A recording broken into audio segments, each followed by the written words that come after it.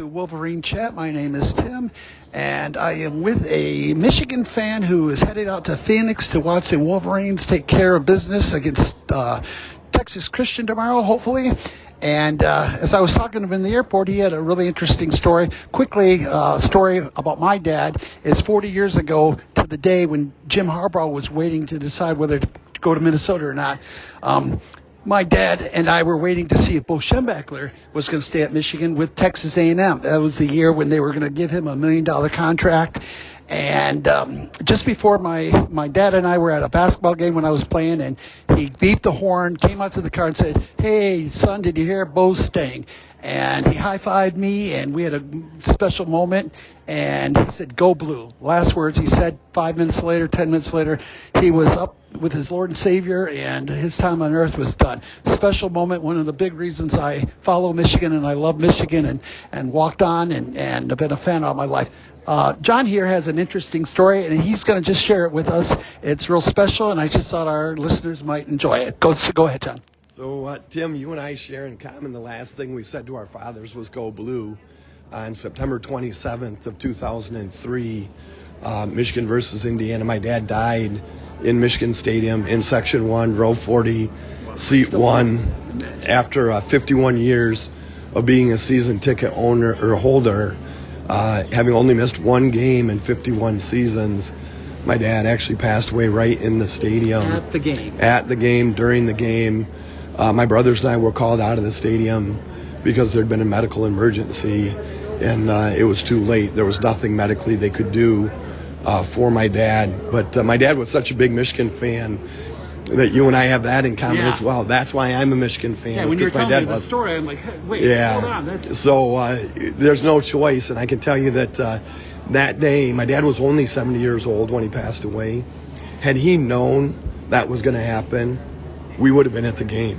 He would have gone. He would have gone to the game and said, "Let's just go do what we're doing." And to die. I'm not. It's never good to die, but to die watching the Maize and Blue. Although it was an interception, from what I understand, was the last play he saw. Yeah, last play he saw was a John Navarre interception. But it's given. I do know that had my dad known this was going to happen, he would have been at the game. And to his credit, 2 weeks later, Michigan versus Iowa, we were at the game. We were at the game without him. Amazing. And tell me what the school and everybody did for you. Yeah, so after that had happened, it was very well known. My dad was a judge in Genesee County, a circuit court judge in Genesee County, and people in the stadium had heard my siblings and I get pulled out of the stadium or called out of the stadium. So people knew something was going on, and the media from Flint had actually reached out to the hospital, U of M hospital, to see if it was true. Like, had Judge Did they Godola, take him to the hospital? Yeah, they took him to the hospital. But the media was calling to see, did Judge Godola from Flint really pass away? And I had just been elected as a judge in January. Well, elected in November. Began serving in January of 2003. So for 9 months, my dad and I were both family court judges in Genesee County. Oh, that's kind of special. Yeah, so the media was looking for information about what had happened, whether it was true, whether my dad had passed away, what was going on. And both Channel 12, which is a Flint station, and the Flint Journal just reached out to me, and I said, please don't air this. My family doesn't all know. Right. Because they weren't at the game. My entire family was not at the game that day. So this was right away. It wasn't like a week later. No, this was the day of, and they were calling U of M hospital asking about my dad's condition. And I did tell the reporters what had happened. Yeah. I did tell them that my dad had passed in the game, and they honored what we had asked. They didn't go public with that information. But so after the game, we received a handwritten letter from Lloyd Carr indicating that he was aware of what had gone on and that he was sorry for our loss.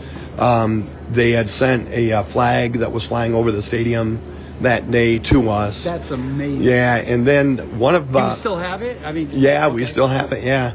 And then interesting part of the story is that Judge Weiss, Bob Weiss, who was an MSU trustee, actually arranged, even though he's the biggest Spartan fan ever, he arranged for the Michigan marching band or parts of the marching band to play the Victors as they marched my dad out of the house, out of the church. Yeah.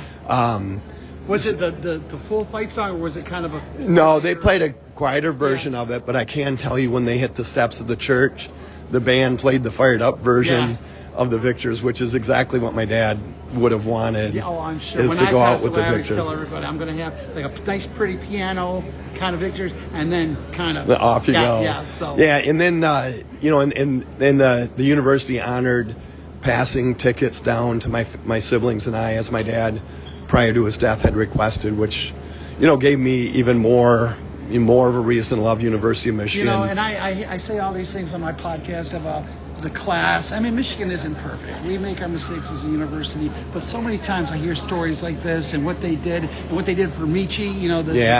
I was, when they brought him out and what they did for him and wheeled him in, and what Jim Harbaugh does, and he's a man of faith, and his team. I just love it. It gives me chills when I hear stories like this. It just reminds me what Michigan is like as an institution. Yeah, and it encouraged, and my children are giant Michigan fans. It's a family tradition for us.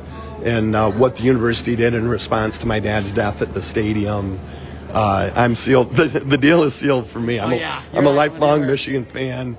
I'll be in Section 20.